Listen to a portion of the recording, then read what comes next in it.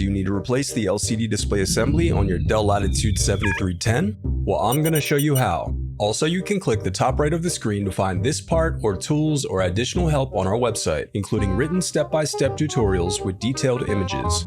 Now that that's out of the way, let's get started. First, loosen the captive screws on the bottom base cover.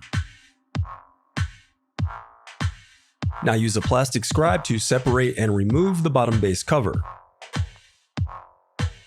To prevent static discharge, I recommend disconnecting your battery before moving any further.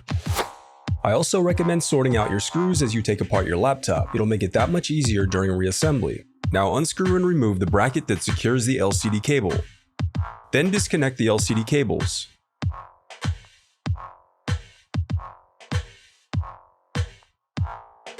Now unscrew the left and right LCD hinges. Next, open the LCD display assembly and separate it from the palm rest. The reassembly of your laptop is as simple as following your steps in reverse.